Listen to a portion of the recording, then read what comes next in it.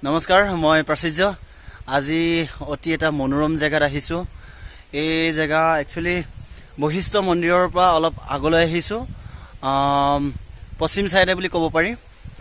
আহি পিনে আমি গণেশ মন্দিৰ এটাত আহিছোঁ। এয়া পূৰা গোটেই পাহাৰ। এই পাহাৰত কোনো এটা জেগা এনেকুৱা নাই য'ত নেকি সমতল আছে। একদম আমি কমেও 300 ফুটমান ওপৰত উঠি আহিছোঁ, য'ত নেকি এজন বাবা অকলে ধ্যান কৰে এই পাহাৰৰ ওপৰত। মই আপোনালোকক দেখাব চেষ্টা কৰিম। এইটো শিল হয়। এই শিলতে সম্পূৰ্ণ পৌৰাণিক যোনটো নেচাৰেলি ওলোৱা এটা গণেশ মূৰ্তি আছে। সেই মূৰ্তি আপোনালোকক মই দেখাম অলপ পিছত। গতিকে অতি ভাল লাগিছে, পূৰা ফিৰফিৰাই ঠাণ্ডা হাৱা মাৰি আছে। ইমান ধুনীয়া এটা জেগা দেখিছে। এইটোৱে হ'ল আমাৰ যি গণেশ মন্দিৰলৈ যোৱা ৰাস্তাটো। এনেকৈ লাহে লাহে গৈ থাকিব লাগিব। এইটো চাওক, এই ৰাস্তাইদি সৰু ৰাস্তা হয়, কিন্তু বহুত ধুনীয়া। এইটো গোটেই পাহাৰ হয়। পাহাৰৰ ভিতৰত আছে গণেশ মন্দিৰ। গতিকে মই আপোনালোকক অলপ জুম কৰি দেখাইছোঁ কোনখিনি জেগাত হ'ব পাৰে। এই ভিতৰেদি গৈ পিনে সেই টপ জেগা যোনটো দেখিছে সেইখিনি জেগাতে এই গণেশ মন্দিৰটো অৱস্থিত। গতিকে আপোনালোকে আহিলে আহিব পাৰিব। এই জেগাটো এড্ৰেছ মই আপোনালোকক অলৰেডি দিছোঁ। এইটো চাওক, আপোনালোকে চাওক, এফালে মই অকলেই নহয়, এইফালে পূৰা মানুহ অহা যোৱা কৰিয়ে থাকে। সকলো ইয়াৰ ভিতৰতে এতিয়া খানা খাব। এতিয়া এটা অতি ভাল এটা পৰিৱেশ হয়। এইফালেদি আহি আছোঁ, একদম এটা ওখ জেগা হয়, যোনটো জেগাত নেকি ভালকৈ চম্ভালকৈ যদি নাহোঁ, 40 দিন আহিলে দিগদাৰ আছে। পৰি গ'লে একদম কমেও 300-400 ফুট তলত হয় জেগাটো। আপোনালোকক মই দেখাম অলপ পিছত। আৰু এয়া মই আহি পাইছোঁহি গণেশ মন্দিৰ। আজি কিমান বছৰৰ পৰা আছে বা বাবাজী? মই ইয়াতে 13 বছৰ হ'ল। ইয়াতে 13 বছৰ হ'ল। কেনেকৈ এইটো জেগাটো কেনেকৈ আপুনি পালেহি? ভ্ৰমণ কৰিবলৈ আহোঁতে পালোঁ। আপুনি এইটো আৱিষ্কাৰ কৰা জেগাটো? আচ্ছা আচ্ছা। গতিকে চাওক, অতি এটা ধুনীয়া জেগা। বাবাজীৰ লগত মই চিনাকি কৰাম আপোনালোকক অলপ পিছত। গতিকে প্ৰথমে চাই লওক, এইটো এটা নেচাৰেল এটা জেগা হয়, য'ত নেকি মই এতিয়া সেৱা কৰিম। আৰু ইয়াতে বাবাজীয়ে পূজা কৰি থৈছে। আৰু বাবাজী ইমান এটা ওখ জেগাত, য'ত নেকি তেওঁ খাবলৈ আৰু অনা নিয়া ৰেচন পাতিৰ কিবা কিবি সমস্যা হ'ব পাৰে। মই চেষ্টা কৰিম কিবা এটা বাবাজীক মই দি থৈ যাব পাৰোঁ নেকি। জেগাটো চাই মোৰ ভাল লাগিছে, মোৰ নিজৰ মনটো পূৰা শান্তি লাগি গৈছে। এইটো চাওক, এইফালে এনেকুৱা এটা জেগা য'ত নেকি মানুহ কোনোবা যদি আহিব বিচাৰে, এইটো বশিষ্ঠ মন্দিৰৰ পৰা অলপ আগলৈ আহি পিনে পশ্চিম চাইডে আছে। পশ্চিম চাইডে আহি থাকোঁতে ৰাইট চাইডে পায় জেগাটো। গতিকে এটা জংঘলৰ মাজেদি আহিব লাগে, যোনটো জংঘলত নেকি কোনো ৰাস্তা ভালকৈ জাষ্ট খোজে কাঢ়িব পাৰি। তাৰপৰা আকৌ ওপৰলৈ লেফ্ট চাইডে পাহাৰৰ ওপৰত উঠিব লাগে। গতিকে এনেকুৱা এটা অতি ভাল জেগা। আৰু এয়া আপোনালোকে চাওক, মন্দিৰটোৰ তলত থাকে বাবাজী। বাবাজী অকলে আছে ইয়াতে, এনি টাইম ধ্যানেই কৰি থকা দেখিছোঁ অহাৰ পৰা। গতিকে আপোনালোকে, মই গম নাপাওঁ বাবাজীয়ে কেনেকৈ ইয়াত খোৱা বোৱাৰ ব্যৱস্থা কৰিছে ইমান ওখ জেগাত, য'ত নেকি কোনো ৰাস্তা নাই, যেনে তেনে জাষ্ট খোজে কাঢ়িব পাৰি। গতিকে ইমান এটা ওখ জেগাত থাকে। গতিকে গোটেই জংঘল চাৰিৰাউণ্ড গোটেই পাহাৰৰ মাজতে এইটো এয়া চাওক, এয়া দেখিছে। ওম নমঃ শিৱায় বাবাজী। আপুনি এবাৰ কৈ দিব, মই এইটো জাষ্ট দেখাই লৈছোঁ। ইয়াতে এইটো পূৰ্বপুৰুষৰ তেওঁলোকৰ হাতী যোৱা জেগা। হয় হয়। তাৰপিছতে ইয়াতে মানুহ থাকিলে ইয়াতে এইটো ভাঙি নকৰে। হয় হয়। কিন্তু মানুহ নাথাকিলে তেওঁলোকৰ যদি যাতায়াত কৰিছে, আচ্ছা আচ্ছা, হয়, তেতিয়াহ'লে তেওঁলোকে আহি কিনে চাব, তেতিয়া ভাঙি দিব। আচ্ছা হয়। আচ্ছা, আপুনি ইমান বছৰ যে ইয়াত আছে, ৰাতিও থাকে নে এইটো জেগাত? ৰাতিও থাকে। কোন লকডাউনৰ টাইমতে থকা নাই। আচ্ছা, লকডাউনৰ টাইমত থকা নাছিলে, সেইটো কাৰণে হাতীয়ে ভাঙি থৈ গৈছে। আচ্ছা, আপোনাক আৰু কথা এটা সুধো, আপোনাৰ এই খোৱা বোৱাৰ ব্যৱস্থাটো আপুনি কৰে কেনেকে? এনেকে আৰু ভক্ত কোনোবা আহে, লৈ কেনে আহে, আনি দিয়ে, এনেকে খাওঁ। আপুনি এতিয়া খোৱা বোৱাত কি কি ধৰক, আপোনাৰতো খোৱা বোৱা সম্পূৰ্ণ নিৰামিষ হয় চাগে? নিৰামিষ। হয় হয়। নিৰামিষ। মই মগুৰ দালি, চাউল, আলু, কবি, এইবিলাক ফ্ৰুট এইবিলাক আপুনি আনি দিয়ে ন? আচ্ছা, অতি ভাল লাগিছে। আৰু ইমান এটা ধুনীয়া জেগাত আপুনি ইয়াত আছে।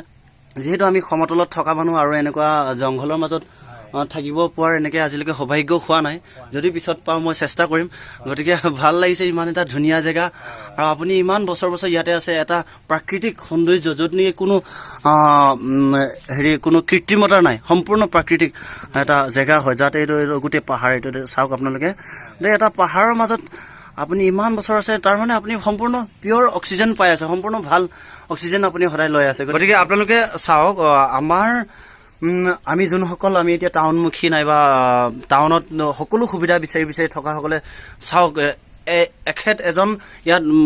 এখেত হ'ল বাবা হয়, বাবাজী। তেওঁ ইয়াতে সম্পূৰ্ণ পূজা পাতল কৰি পিনে ইয়াতে থাকে। আৰু এটা পৰিৱেশৰ লগত কেনেকৈ নেচাৰেল এটা পৰিৱেশৰ লগত খাই বৈ জীয়াই থাকে আমি শিকিবলগীয়া একচুৱেলি বহুত থাকে আপোনালোকৰ পৰা যিহেতু আপুনি সম্পূৰ্ণ নেচাৰেল এটা পানী আপুনি খাই বুলি মোক জনাইছে এতিয়া তাৰ লগতে আপুনি ইয়াতে পৰা সম্পূৰ্ণ নিৰামিষ ভাত খাই পিনে আজি সুস্থ হিচাপে আছে আপুনি ইয়াতে ঘণ্টাই ঘণ্টাই আপুনি ধ্যান কৰে গতিকে এটা ভাল লগা এটা চাওক বেলেগ বিচনা পাতি বুলি আমাৰ দৰে ইমান সুখেৰে থকা বুলি কথা নাই কোনো বিচনা পাতি তেনেকুৱা একো নাই কিন্তু তেওঁলোক ইয়াত থাকিয়ে সুখী অনুভৱ কৰে এনেকৈ বনাই থোৱা আছে আৰু টিঙৰ এটা ঘৰ জাষ্ট নেকি সৰু সৰু ৰছীটো এইটো বান্ধি পিনে এনেকৈ থৈ দিছে ইয়াত ডাঙৰকৈ বৰষুণ আহি গ'লে অট'মেটিক এইটো নাইকিয়া হৈ যাব মানে ভাঙি যাব এটা প্ৰাকৃতিক এটা জেগা য'ত নেকি কোনো এটা কৃত্ৰিমতা বুলি বস্তু একো জেগা নাই আৰু এয়া চাওক পানী পাহাৰৰ পৰা পানী আহে সেই পানীটোকে নিজে লৈ পিনে খায় সম্পূৰ্ণ এইটো ঝাৰণা আছে সৰু অলপ অলপকৈ পানী আহি থাকে আৰু এইটো বোলে এই যোনটো সৰু পাইপ এডাল দেখিছে এইটো পাইপ যোনটো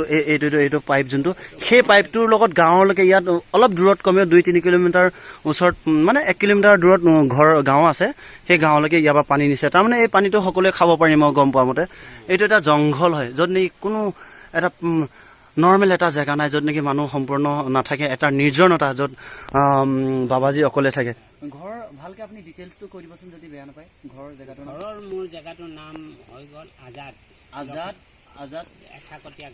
আজাদ থাকতীয়া গাঁও লখিমপুৰ গতিকে মোৰ ভিডিঅ' যদি কোনোবা চাই কোনোবা ক'ব পাৰিব বাবাজী আজি গুৱাহাটীৰ বৈশিষ্ট্য মন্দিৰৰ ওচৰত এটা জংঘলৰ মাজত এটা গণেশ মূৰ্তি তেওঁ আৱিষ্কাৰ কৰিছিলে আজি 13 বছৰৰ আগতে সেই গণেশ মন্দিৰৰ কাষতে তেওঁ সৰুকৈ ঘৰ এটা বনাই পিনে তাতেই আছে মই বাবাজীক এটা কথা সুধিব লগা আছিল আপুনি যে এতিয়া ইয়াত আছে আপুনি ইয়াতে শুৱে আপুনি যিহেতু জেগাটো এইটো আপোনাৰ খোৱা জেগা আৰু এইটো আপোনাৰ আৰু এওঁ এই হৈ গ'ল আমাৰ হৰগড়ি গণেশ পাৰ্বতী আৰু গণেশৰ মূৰ্তি এইটো আছে সেইটো হ'ল লিংগ গতিকে আপুনি ইয়াত নিজে শুৱে গতিকে এটা চাওক আপুনি তেওঁ ইয়াতে ধ্যান কৰে ইয়াতে তেওঁ শুৱে শুই পিনে গোটেই একেলগে লাগি আছে কিন্তু তেওঁ ইয়াতে এটা বিশ্বাসৰ মাজেৰে আজি বছৰ ধৰি পিনে 13 বছৰ ধৰি তেওঁ ইয়াতে পূজা পাতল কৰি আছে গতিকে এটা পুৰা আধ্যাত্মিক শক্তি তেওঁ পাইছে চব কথাই ভাল লাগিছে যে তেওঁ পজিটিভলি লৈছে মই যেতিয়া তেওঁক মই সুধিলোঁ যে আপোনাৰ কাপোৰৰ কিবা প্ৰয়োজন আছে নেকি তেওঁ কোনো লোভ দেখুওৱা নাই যিহেতু এজন বাবাক কোনো লোভৰ প্ৰয়োজন নাই তেওঁ অনলি খাই বৈ নৰ্মেলি ধ্যান কৰাটোৱে এটা সপোন তেওঁ এটা সেইটোৱে তেওঁ দিনটো তেনেকৈ যায় গতিকে তেওঁ মোক ক'লে যে কাপোৰ মোক ইমান জৰুৰী নাই কাপোৰ যি আছে সেইটো জাষ্ট মই দিনটো চলিবহে লাগে ক'লেতো ওলাব লগা মোৰ জৰুৰী নাই গতিকে খোৱাটোৰ ব্যৱস্থা যদি কোনোবা দিয়ে সেইটোও হৈ যায় আৰু মই চেষ্টা কৰিম যে বাবাজী যেতিয়া উঠি অহাৰ ৰাস্তাটো অতি জংঘলে ভৰপূৰ হৈ আছে যদি পাৰোঁ মই অলপ চাফা কৰি দিব চেষ্টা কৰিম অতি এটা 400-500 ধৰক ষ্টেয়াৰ আছে সেই ইমান ওখ এটা জেগালৈ তেওঁ উঠি আহিব লাগে আৰু নমা মেলা কৰিব লাগে গা ধুবলৈ তেওঁ তললৈ নামি যায় বোলে আৰু ইয়াতো গা ধুৱে গতিকে সেইখিনি মই যদি পাৰোঁ চেষ্টা কৰিম যে চাফা কৰি দিবলৈ তেওঁ খোৱা বোৱাৰ কিবা সমস্যা যদি আছে সেইবোৰ যদি আপোনালোকে কিবা এটা সৰু অন্ততঃ আপুনি যদি কল চাউল 1 কিলো কিনি আনিছে না এই বস্তাবোৰ দেখিছে এটা বস্তাৰ মাজত তেওঁ ইমান কঠোৰ বস্তা যোনটো টান এই বস্তাৰ ওপৰত তেওঁ শুই আছে গতিকে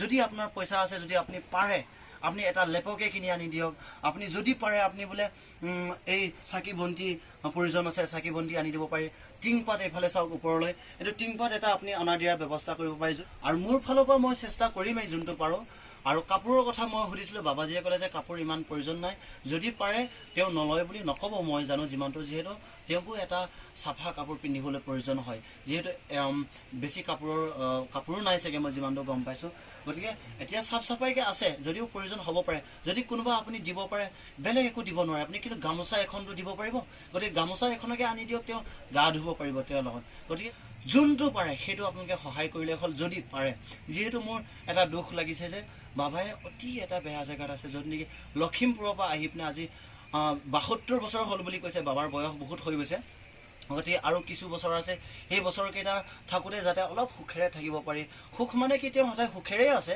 ইয়াত যেহেতু তেওঁ ধ্যান কৰি আছে কিন্তু থকাটো যদি এইটো যদি ভালকৈ অলপ কোমল কাপোৰত যদি শুব পায় নাই গতিকে মই সেইখিনি মোৰ ফালৰ পৰা ৰিকুৱেষ্ট কৰিলোঁ যাতে বাবাজীয়ে যিমান বছৰ আৰু জীয়াই থাকিব সেইখিনি দিন যাতে ভালকৈ ইয়াতে থাকিব পাৰে মই সেইখিনিকে ৰিকুৱেষ্ট কৰিলোঁ আজিৰ কাৰণে এই ভিডিঅ'টো মই সমাপ্ত কৰিছোঁ